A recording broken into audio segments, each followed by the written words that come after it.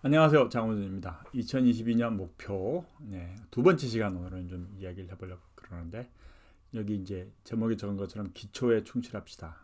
기초라는 부분에 일단은 좀 충실했으면 좋겠어요. 그러니까 여러분들 뭐 음향 공부를 시작하시고, 뭐 음향을 시작하시고, 뭐 10년째, 15년째 아니면 뭐 몇 개월째 이렇게 되실 수도 있지만 각각의 이제 근데 우리가 이제 늘 어떤 부분에 가면은 그 기초라는 부분이 이제 중요해진다라는 것을 언젠가는 느끼셔요. 근데 언젠가는 느끼는데 그 언젠가라는 게 언제인지가 문제라는 거지. 그래서 여러분들이 초보일 때 당연히 기초를 먼저 제대로 잘 닦아 놓으시면 조금 더 일이 편하실 수가 있어요.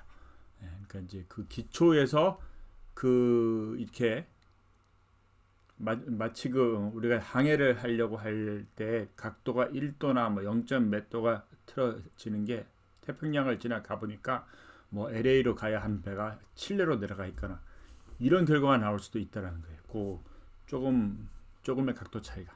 그래서 기초라는 부분을 우리가 한번 좀 생각을 해봅시다. 기초. 그래서 제 생각에는 그 기본적으로 단위에 대한 부분도 일단은 기초에 포함되는 것 같아요.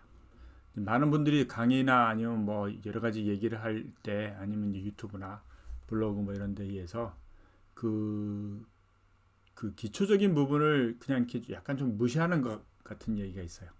그냥 4dBU 이렇게 말하고 플러스 4dBU거든요. 22dBU의 피크 레벨을 가진다. 근데 22dBU 이렇게 말하면 사실상 틀린 얘기예요. 그 플러스라는 말을 꼭 해야 돼요. 그게 왜 그러냐면 중간에 0이라는 게 있고 마이너스 값이라는 게 있기 때문에. 그래서 DBFS를 쓰건 뭘 쓰건 그러니까 DBFS는 원래 이제 그 0부터 내려가니까 디지털에서 그래서 당연히 원래는 그 마이너스 18dBFS 이렇게 써야 되는 것이 당연해.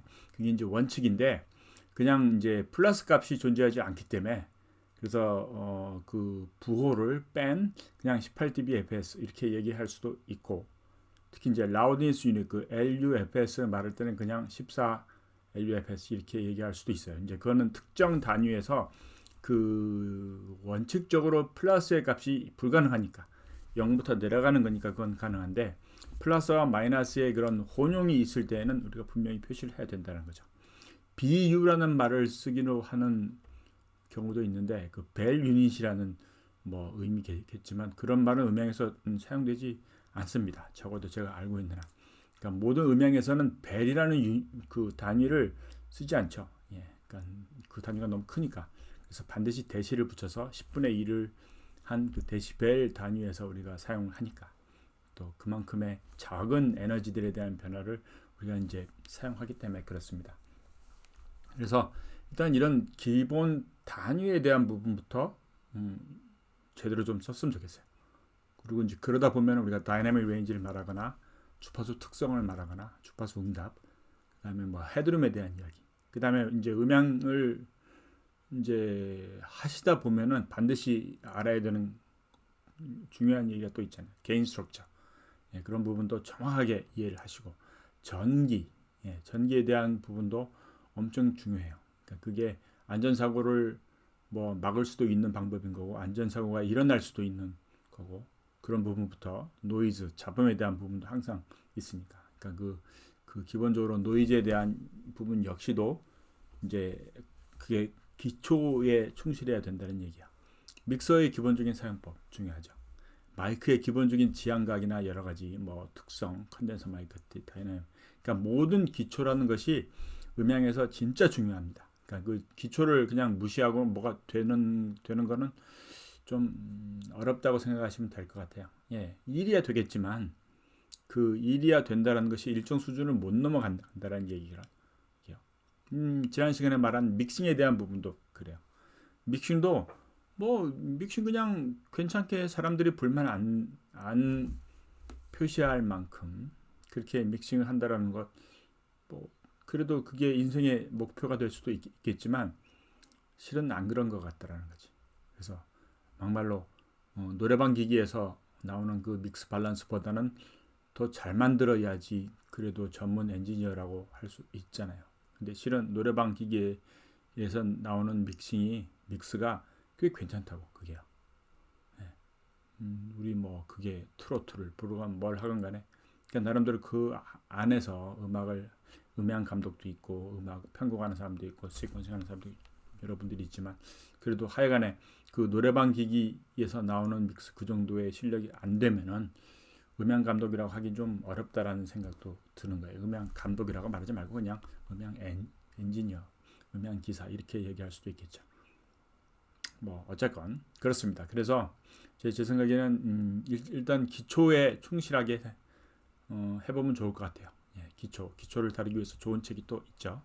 예, 음향 시스템 핸드북. 그래서 그 책을 통해서 여러분이 일단 1월 지금 2일이니까 1월 초부터 한번 책꽂이에 꼽혀 있는 책이 분명히 있을 테니까 그래서 그거 다시 펼쳐서 한 번씩 읽어가시면 좋을 것 같아요.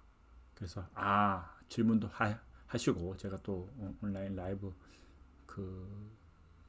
라이브를 하니까 그래서 어쨌건 기초를 한번 충실히 다져보시는 이 1월 달이 되시길 바랍니다. 그래서 우리가 한 10월 달이나 한 9월 달쯤에는 그래서 금년 초부터 우리 장쌤이 말씀하신 이 목표들을 그대로 따라봤더니 어떤 결과가 나왔더라. 그래서 그게 이제 여러분들 점점 우리 이제 비대면 시대가 이미 이제 고착화됐고 이미 우리가 비대면 시대라는 것을 살아야 되는 것 그건 이제 어떤 필수적인 부분인 거고 그러면서 메타버스도 있고 유튜브 라이브 생방송도 있고 여러 가지 많아요. 그러니까 예전처럼 단순하게 라이브 사운드 레코딩 엔지니어 뭐 이렇게 구분해 놓고 뭔가를 했던 부분이 이제는 합쳐지는 거예요. 그러니까 레코딩 스튜디오에서 작업하는 거의 퀄리티만큼을 라이브에서 실제로 지금 퍼포먼스 하는 데서 똑같이 그걸 만들어내서 이제 우리가 업로딩을 해야 되는 거라고. 유튜브가 되었건 메타버스가 되건 간에 하여간에 결론되는 그 우리 최종적인 출력의 퀄리티를 보증을 해야 되는 거예요. 개런티를 해야 되는 거죠. 그런 시대가 이미 다가왔습니다. 그래서 그거를 못하면은 그냥 뭐 수명이 짧을 수밖에 없는 직업이에요. 그렇게 이해를 하시기 바랍니다.